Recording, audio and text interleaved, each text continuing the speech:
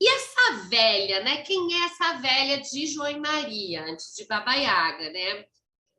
Os velhos, aí eu falei disso, já que os velhos às vezes devoravam as criancinhas. Vamos relembrar o livro Caliban e a Bruxa para trazer a questão sobre a apropriação do corpo feita pelo poder, especialmente pela igreja. As regras sobre o uso do corpo e da sexualidade, do mesmo modo, desse modo, assim, as parteiras que davam vida sofriam a acusação de tirarem a vida também, seja com as ervas abortivas como método para controle da gravidez, gerando poder nas mulheres, que podiam arbitrar um pouco sobre seus corpos, seja acusadas de matarem as crianças e mulheres, eu falei disso já também, que muitas vezes não sobreviviam aos partos, mas a medicina evoluía. Muitas mulheres no início fizeram parte, já falei disso também, de corpos médicos.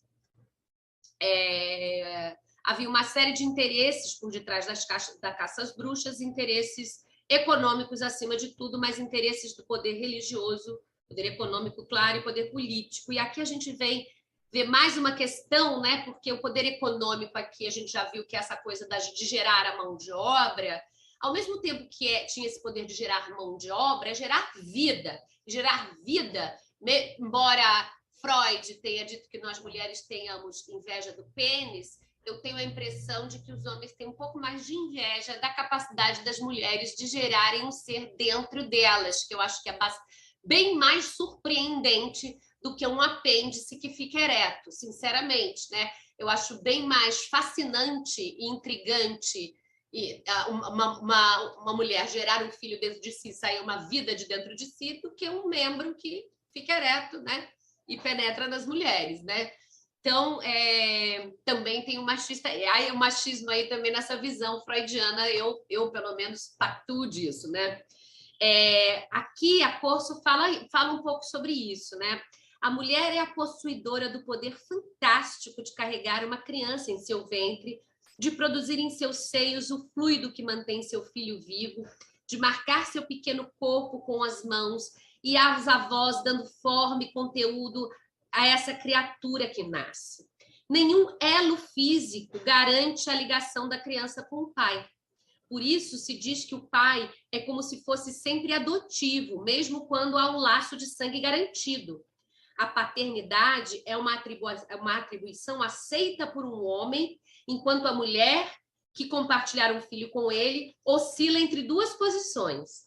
A de reconhecer o poder do pai e fazer um filho acreditar nisso, mas também a de dar pistas da sua inconsistência. E finge que se submete a ele. De certa maneira, ela é mágica. Porque a mulher pode até fingir que se submete ao marido, mas ela é que é mágica, porque é da boca dela que tem a confirmação de que o pai é pai. É a partir dela, da confirmação dela e do acolhimento da mãe para esse pai que essa confirmação existe.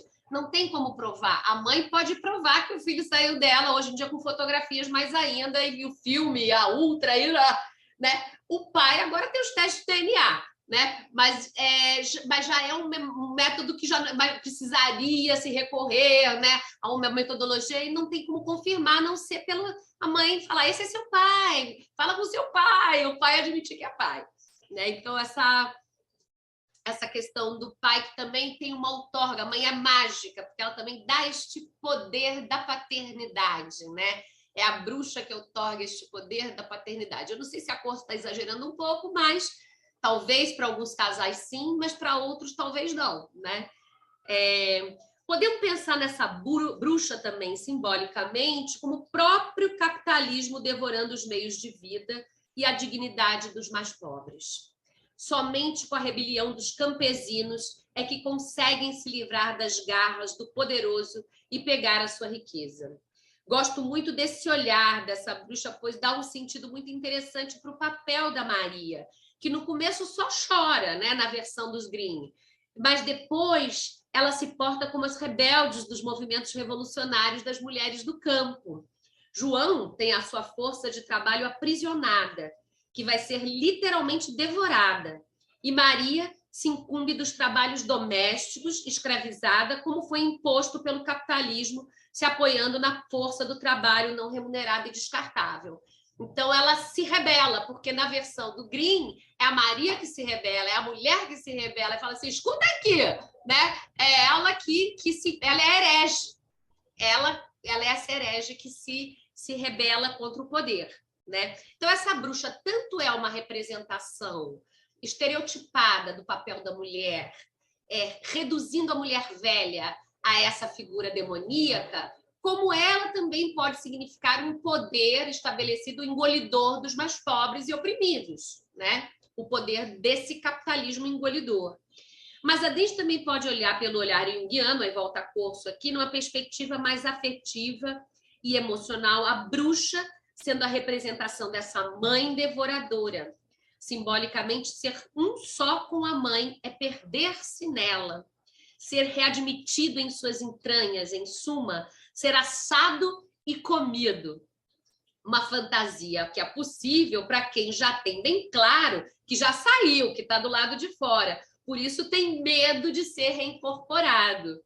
Só pode entrar quem já saiu, né? E é o olhar da criança pequena que já entendeu que saiu de dentro e que também não quer ser devorada, não quer ser consumida e devorada, né? Mas vamos voltar aqui para a dualidade, nesse João e Maria, né? Onde surge esse lado iluminado da bruxa, a fada que aparece para ensinar o que eles devem fazer. Ela, para mim, com certeza é o duplo da bruxa, que some da história nesse momento para dar espaço para essa figura, como se a jornada deles de aprendizagem já tivesse no fim. E como se fosse essa a missão da bruxa. Ela está ali para ensinar isso para eles e ela some depois que eles aprenderam o que ele tinha aprendido.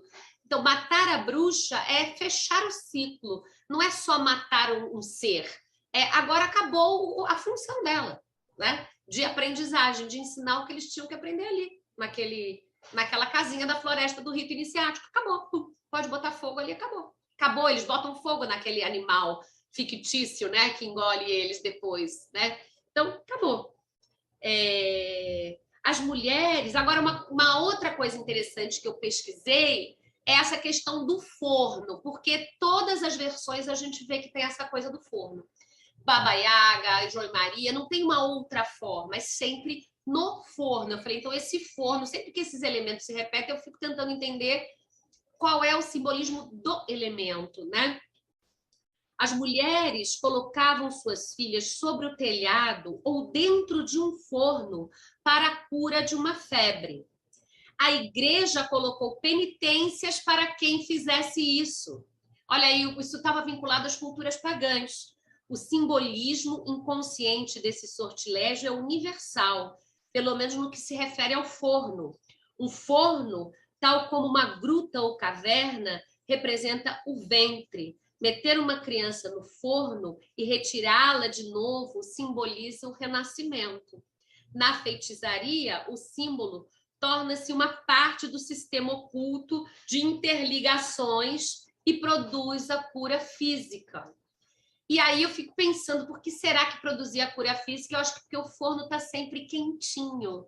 E se a criança está com febre, mesmo que ele esteja apagado, lá dentro deve ser mais quentinho que do lado de fora, né? Naquela Europa gelada, na Rússia gelada. Então, quando se coloca o bebê que está doentinho no forno, ele ali, de alguma maneira, deve ficar mais aquecido e deve melhorar o seu estado. Fiquei pensando nisso, né?